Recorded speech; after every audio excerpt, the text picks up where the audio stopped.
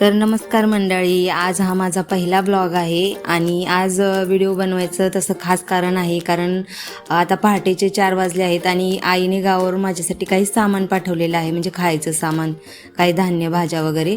ते मी घेण्यासाठी आता चाललेले आहे स्टेशनला. आता मी स्टेशनला आहे. स्टेशनवरून आता मी जाणार आहे बोरिवली स्टेशनला सामान घेण्यासाठी. आता आपली ट्रेन आलेली आहे. आता मी चालली आहे बोरिवली स्टेशनला. आता ही बोरिवली स्टेशन आहे. आता मी माझं सामान घेतलं आहे आणि ही पिशवी हातात घेऊन एवढा आनंद होतोय की कधी घरी जाते आणि कधी ही पिशवी खोलून पाहते की आईने माझ्यासाठी काय काय पाठवले. ते खूप नशीब लागतं शहरात राहूनसुद्धा गावाचं असं धान्य किंवा भाज्या वगैरे खायला भेटतं, त्यावेळी खूप आनंद होतो. आणि मला गावाकडच्याच भाज्या आणि असं धान्य खायची सवय आहे. म्हणजे आईनं पाठवले तर काहीतरी विशेष असेलच. हे तांदूळ आहेत, गावाकडचे बारीक तांदूळ. हा लाल तिखट मसाला. हे काय सुकी मच्छी.